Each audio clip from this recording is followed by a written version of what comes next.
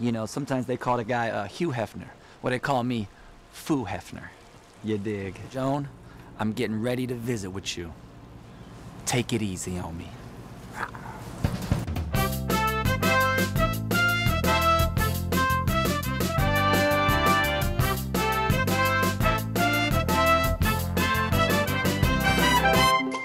Hi, I'm Joan Rivers, and nice to have you here with me again on my show, In Bed with Joan.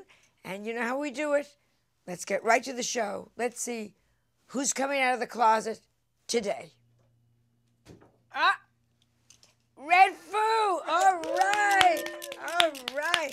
Ta-da! Baby, yeah. Come on, sweetheart. Ooh, How are you? looking good. How are you? Oh, Mwah. I always knew we'd be good together. Yes, yes. Oh, Now, this wonderful. is from your line. Yeah, this is La Freak, baby. And I want to say one thing.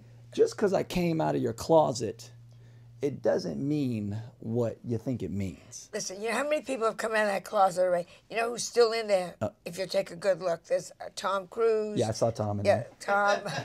I was talking with Tom. There are a lot of other names. John Travolta. There are a lot of people in that closet. Okay. So you're never lonely. Oh, wow. Okay, let me ask you. First of all, and you explained this to me when you were on Fashion Week. Red was Red. Can I call you just Red? Call me Foo. Call me Red. Okay. Call me Boo. Call me Red Fubu. Yeah. Was on Fashion Release, and he explained why his name is Redfoo. So will you please tell my people, because most of them can't afford like a TV. Right. Okay. So let them know on the internet. So, you know, they call me Redfoo basically because, you know, they used to call me foolish. Like, man, you're the damn fool. You know, and so I took that. I said, okay, I'm going to take that.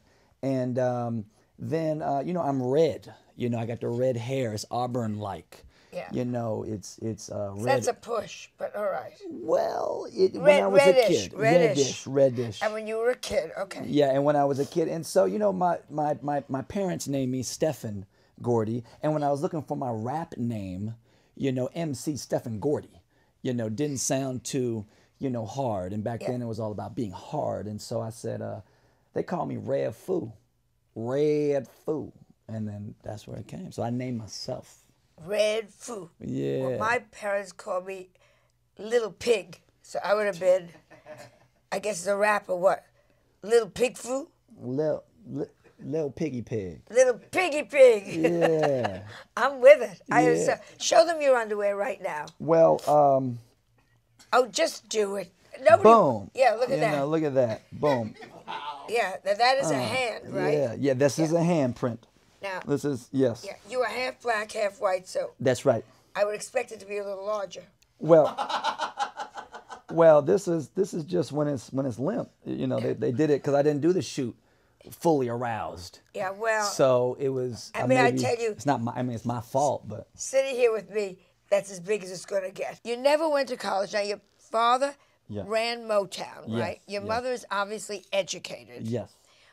How did they just let you not? Yeah, it was a bet. It was a condition. It was like, if I said I don't want to go to college, I want to do music. That's what I want to do. But you can't learn to rap at Harvard. You know what I mean? It's the streets. You know. So they said, if you do it, you can do it for 1 year, and if you're not successful, you got to get your ass back into college. And that first year, I wrote a song that went gold. It was back in the day when I was young. I'm not a kid anymore. And I did that, and I got a publishing deal for $50,000 a year. And then back then, you know, when you're like, you know, 18, 19, that's rolling. Oh, That's it's rolling. rolling now. Yeah, yeah. I mean, I hate to tell you. Well, you know you're getting nothing here. Yeah, well, I know It makes that. you really feel terrible. Well, that's not my.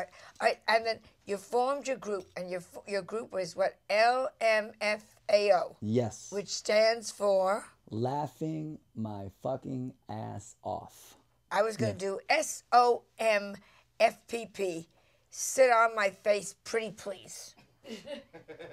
And nobody cared. Yeah. But your grandmother made you change it to that name. What was originally the name of the group? Well, no, that was the original name, and then the grandmother, when we, well, no, the original, okay, right. The original name was, it was Sexy Dudes. Sexy Dudes. Right. We were coming up with a name, and we looked in the mirror, and we said, boom, that's it.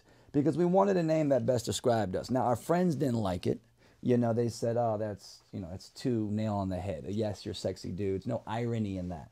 But we had to go to grandma. Now, this is Sky's grandma. We were chatting on iChat, and we were chatting, and we said, what do you think of our new name, grandma? And she goes, what is it? And we said, Sexy Dudes. And she just simply put, LMFAO, you can't be serious. And that was our full name, LMFAO, you can't be serious, until we went to the swap meet, and we tried to put that on a shirt, and at $5 a letter, that was too many, so we had to trim it down. And we just trimmed it down to 5 letters, $25, 2 shirts, $50, and we were a band. And when did you know you were successful? After, you know, I'm in Miami, bitch, was a big song. We did all of the different cities, like I'm in Chicago, I'm in LA, bitch. And I think I saw Leno was like, I'm in LA, trick. And it just took off as a thing. Our videos were really funny. A lot of people would comment. I saw your video, you know, it just stuff was happening. And then we started hearing it on the radio, and I just said, this is something. And all fans liked our music, and I just kind of, it happened. And then, of course, the big success is when Party Rock Anthem came. Right.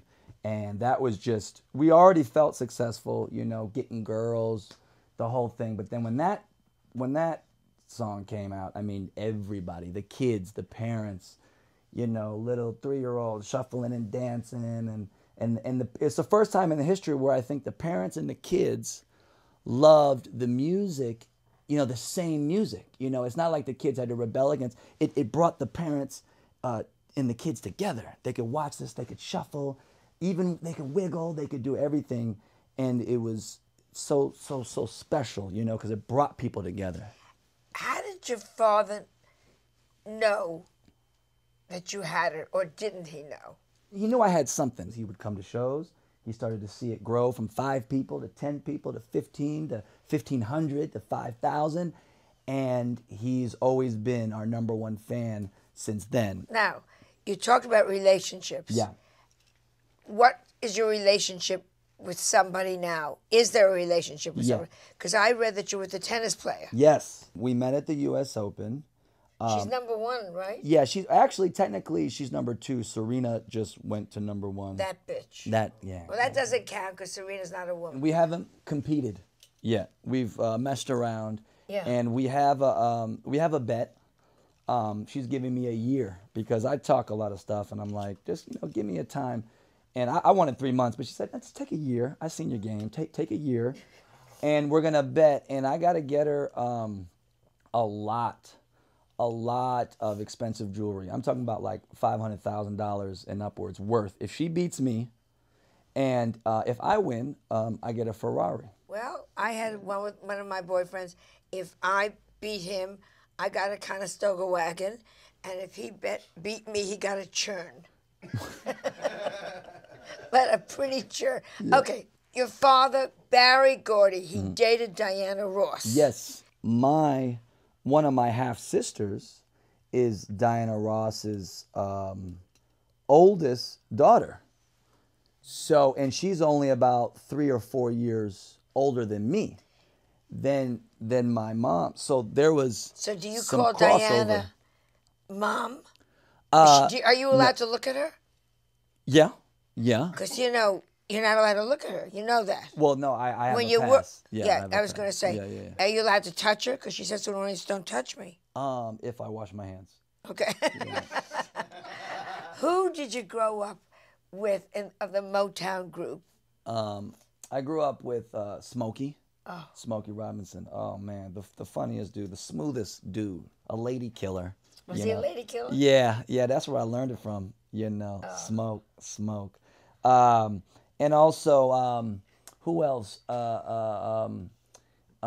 Stevie Wonder, I would see. Stevie Wonder, well, that's a bad verb. Such a genius that I wanted to do something real crazy. I was going through my metaphysical stage and trying to figure out what life was. And I actually went blindfold for 3 days to see if my hearing would improve, my vocal, is to see if my music would improve. Because if you lose a sense, you have to make it up with another sense. And your hearing actually gets better. My theory is if you lose your sight, because that you're forced to survive. And I did that for 3 days, and it was I probably shouldn't have been smoking marijuana because it was just weird. It was weird, and but it did. My hearing got better, and I was like, but it was because of Stevie, because I say he's such a genius.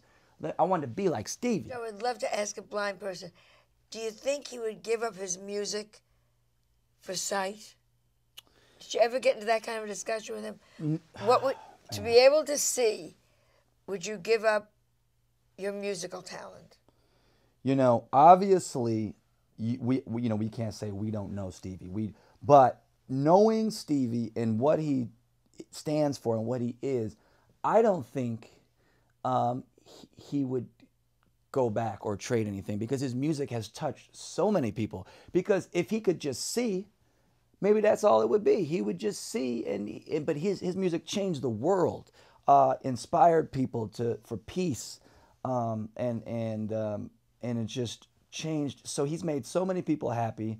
So that gift, and maybe he did it because he couldn't see. We don't know, but so knowing him, he probably, or he could be like, what the fuck you talking about? I want to see, motherfucker.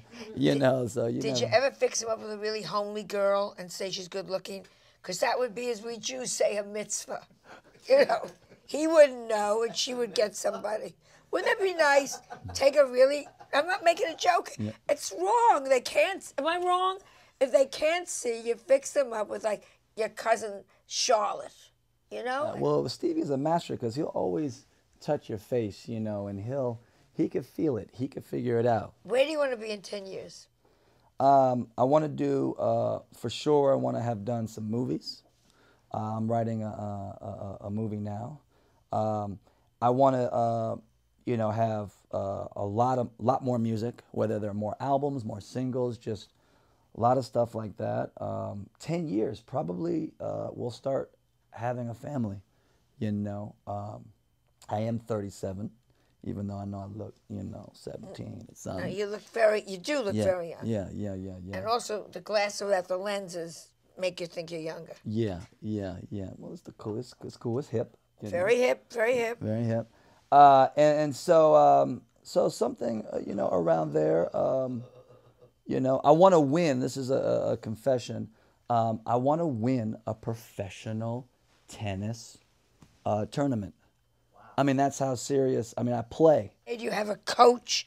Do you do tennis every day? I'm self-coaching. I try to get Vika. No. I because I got my own thing. I try to get Vika to be my coach, and I'm not a coach. I'm a mean coach, or she's too mean of a coach. Okay. Last question. If you could either have your music, again, I always love either or. Your music, or you could be the great musician, great tennis player. Yeah. Which are we choosing? Could only have one. Yeah. I would have to say, for me, the music, because I can affect way more people, and I can, come up with a song that just goes all over the world in, couple days if it's hot, if it's a hit, And that's what I like to do, is make people happy. The tennis is a personal thing, makes me happy. I want to, get revenge on my childhood, and I got a new brain, and I'm like, if I had my brain, that I have now, back in the day, I'd be kicking all these fools' butts. So the tennis is just like a personal thing, but the music is for the world. It's for everybody. Last question. Yes. Does your pubic hair match your hair? Absolutely. You want to? Could you just do a little to him? I won't absolutely, look. Absolutely. Just show him, just a little. Boom. Wow. Yeah. Is it over? It is. All right. It's actually lighter. It's. A pleasure. I saw you peeking. A little peek. I saw. Yeah. Great having you on. Thank you so much. Thank you. Thank you.